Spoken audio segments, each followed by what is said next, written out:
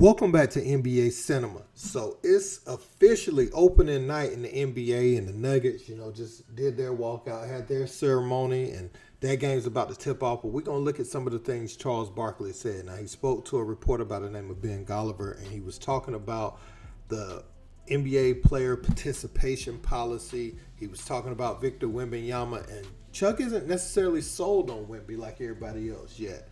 And so we're going to hear what he has to say. And also, he went in on Kevin Porter Jr. and Miles Bridges. As you know, they have those domestic issues going on, and there should be zero tolerance for that in the league, especially, the way that the one is unfolding with Kevin Porter Jr., right? Miles Bridges, he served a suspension, but it looks like something else has happened, so I can't even, talk about him and his second chances, because it seems like he's playing with it on the internet. He shouldn't even be commenting on this stuff, and he's joking and putting up pictures as if his innocence has already been proven.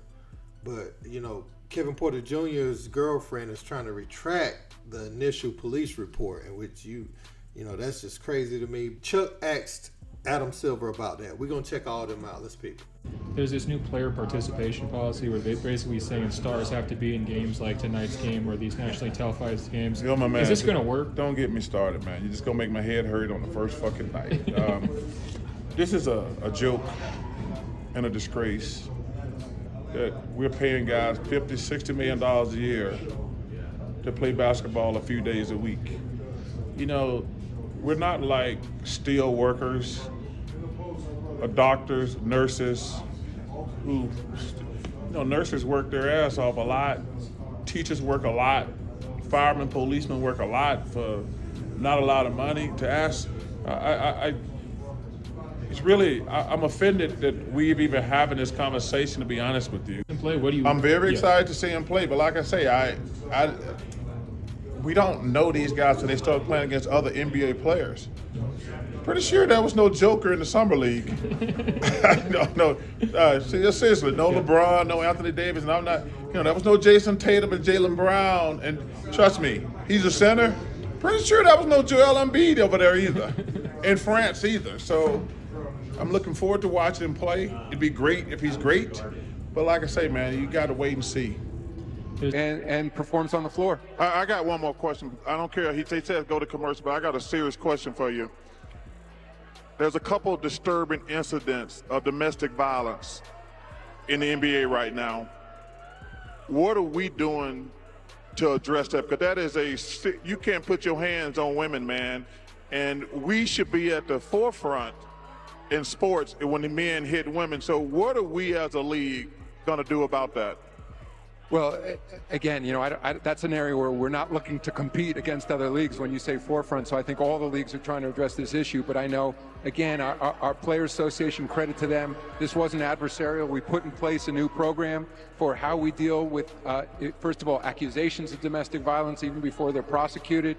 Part of it goes to training of our players, counseling of our players to make sure they understand during high-stress situations that, obviously never resort to violence against anyone. And so we're addressing it. We have, state-of-the-art counseling professionals dealing with our players. But of course, and if a guy, does cross the line, the consequences are enormous. I'm talking to the players, man. Forget the ownership, forget the fans. As a player, if you're going to make $50, $60 million a year to play basketball 3 or 4 days a week, play basketball, man. Now, if you're injured, don't play. But everybody hurts after the first 2 weeks of the season. Your legs sore, your knees sore. If you're injured, I don't want you to play. But the notion that, number one, bless these guys. You're making $30, $40, $50 million to play basketball 4 days a week. Y'all got the best shoes. You got the best medical staff. You got these guys sleeping in chambers. You got ice baths. Man, if you can play, shut the hell up and play. So we're going to look at what Chuck said about Wembanyama first. And I feel like he made some legit points. Though the players of that caliber, that's not who Wemby was playing against. Have to also remember, these players haven't played Victor Wembanyama either.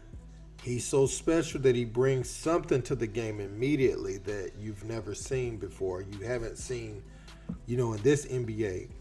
I know Ralph Sampson's skill set seemed really close, back in the day, but Victor in this modern NBA, Victor is something else. Victor can do it all. He can hurt you from anywhere on the floor. And he's already putting on muscle, can score from the perimeter, changes every shot in the paint, makes you think, pick your pivot up, all types of stuff. So he's going to cause some havoc as well. So I think Chuck needs to assess that, but absolutely he has to play these people and go through growing pains. I actually think some of the matchups he's talking about, Jason Tatum and them, I don't see them bothering him as much. It's really going to be someone like Kristaps Porzingis who can play, in his airspace a little bit, pretty close to his height. Has been in the NBA and gotten stronger. And honestly, Porzingis is playing some of his best basketball right now. We'll see how Bol matches up against him. If he does get on the floor and play significant minutes against Wemby. I know that's a matchup people want to see, but I'm really thinking about the Porzingis matchup as far as his strength and him having a similar skill set. You can't leave Porzingis open. He can shoot it from the perimeter, put it on the floor, all types of stuff. Moving right along to the next thing, Chuck wanted to make sure that Adam Silver is dealing with this domestic policy the correct way. So he shot him some real questions, today. And Miles Bridges, he's been back at practice, so I don't know what they found in that case. I know his baby mother tried to retract what she said about him too. So you're seeing this with women a lot, right? And I see people in the comments sometimes saying, see, they didn't do it. But you have to think, these ladies, they get to thinking like, that bag gonna stop coming, so let me go retract that. Because I won't be able to live the quote-unquote good life. If he's in prison, he can't pay the money. So I think they tell whenever they're heated in a discussion, and they like, oh, I'm going to mess your career up. And let me be clear. These guys shouldn't be doing that in the first place. So them calling the cops and getting them in is the correct thing. What I'm saying is, from these women perspective, they're trying to go back and say it didn't happen because they start thinking about the amount of money these men are bringing in. And they want to undo that once they're out their feelings. And they should just proceed as they were. These guys should be in trouble for that. But you see a pattern with Kaiser and Miles Bridges' baby mama trying to take back things that they saying that happened and trying to drop charges and different things like that. So Chuck's right. We can't have that become a problem with the NBA players. Because when you start doing stuff like that, me personally, I lose interest in watching you play because I can't separate the two. And then he obviously spoke on the Kawhi thing. I don't think I need to go at length with that. Chuck has been, an advocate for ending that for the longest. And we know where he's standing with that. But let me know what you guys think in the comments about all this. Don't forget to like, share, and subscribe. Till next time. Peace.